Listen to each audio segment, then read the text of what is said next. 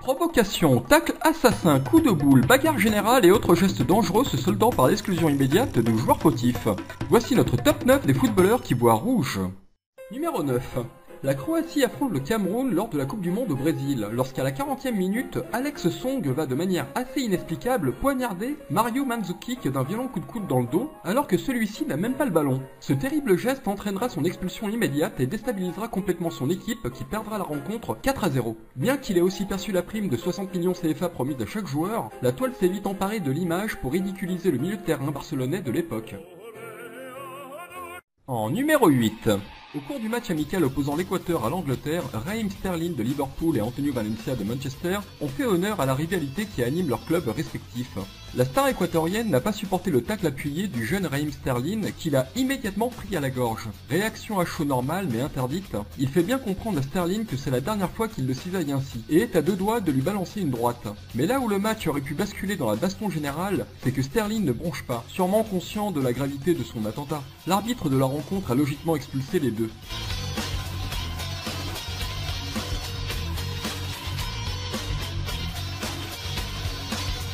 Numéro 7. Voilà ce qui se passe quand on mélange du jaune et du rouge. Ronaldinho en a fait les frais.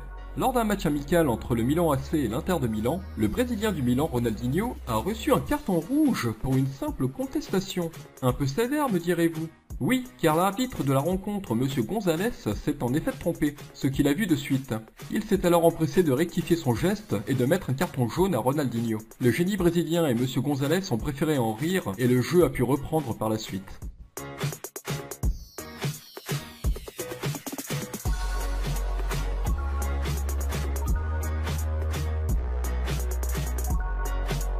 Ce carton rouge n'a rien d'extraordinaire en soi, mais il révèle les injustices du football. Fin des prolongations entre le Ghana et l'Uruguay. Le Ghana obtient une dernière occasion pour entrer dans l'histoire en devenant la première équipe africaine à atteindre une demi-finale en phase finale de la Coupe du Monde. Après un premier sauvetage in extremis, le ballon rentre de nouveau dans les buts pour qualifier ainsi le Ghana. C'est alors que Luis Suarez repousse le ballon, mais de la main. Le règlement du foot punit ce geste d'un penalty et d'un carton rouge. L'arbitre en effet ne peut pas accorder le but, qui n'aura injustement pas lieu lors du penalty. Le Ghana perdra finalement la rencontre, en emportant dans son désespoir tout un continent africain. Suarez se vantera même en disant « Qu'on le veuille ou non, j'ai fait l'arrêt du mondial ». Notre numéro 5. Et voici le tacle assassin du Croate lors de la rencontre Serbie-Croatie. Les matchs entre la Croatie et la Serbie ne sont jamais tendres à cause des relations tendues entre les deux pays. Ce match de qualification pour la Coupe du Monde 2014 n'a pas dérogé à cette règle. L'attaquant Miralem Sulejmani peut désormais témoigner qu'ils sont risqués. Lorsque lancé en contre, le défenseur croate Josip Simunic va venir balayer d'un tacle des plus violents le joueur qui partira en vol plané à la suite de cet attentat.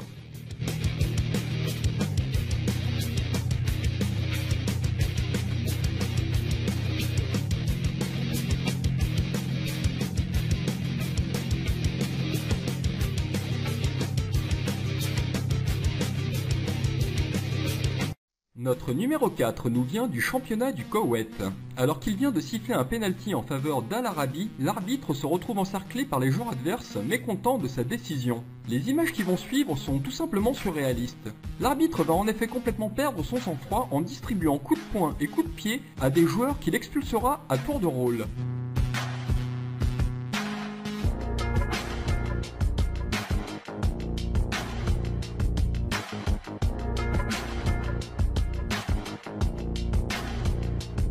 Le pénalty inscrit, il subira un nouvel assaut, sur le coup d'envoi, lorsqu'un joueur lui balancera le ballon dessus. Résultat des courses, 4 cartons rouges en l'espace de 5 minutes. L'association des arbitres français pense sérieusement à recruter ce collègue pour régler les problèmes de discipline en Ligue 1. Et voici notre numéro 3, le coup de sang de Mexès. C'est le défenseur français de l'AC Milan, Philippe Mexès, qui après avoir été provoqué toute une partie du match et suite à une faute en fin de partie, qui va venir étrangler son adversaire, le capitaine de la Lazio, avant de lui asséner un coup de poing dans les côtes. Image complètement hallucinante sur un terrain de football. Plusieurs coéquipiers sont venus pour calmer la conduite de bad boy de cet ancien international français. Aussi étonnant, malgré la nature violente de cette altercation, Mexès n'écopera que de 4 matchs de suspension.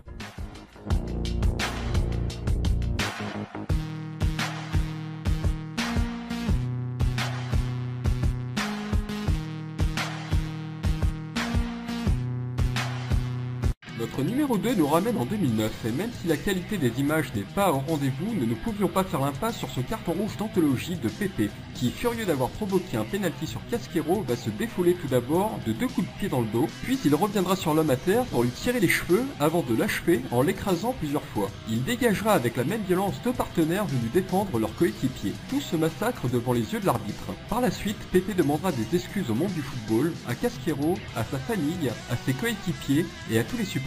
Ce comportement indigne d'un grand joueur lui valera 10 matchs de suspension. En numéro 1, c'est avec un pincement au cœur que nous attribuons la première place de notre classement à notre Zizou national pour son tristement célèbre carton rouge lors de la finale de la Coupe du Monde contre l'Italie en 2006.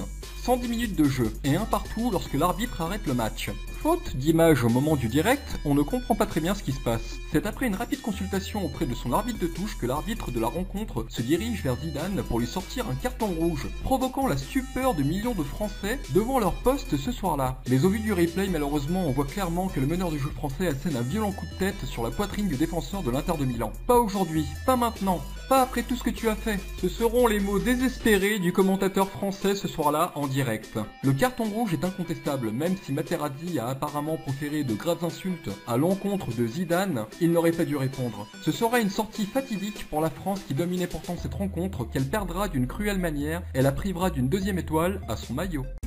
Et vous? Que vous inspire de tels comportements venant de la part de célébrités censées donner l'exemple? Votre avis nous intéresse. Si vous avez aimé cette vidéo, n'hésitez pas à cliquer sur le pouce. Nous vous souhaitons une bonne semaine et vous donnons rendez-vous dans 7 jours pour une nouvelle vidéo.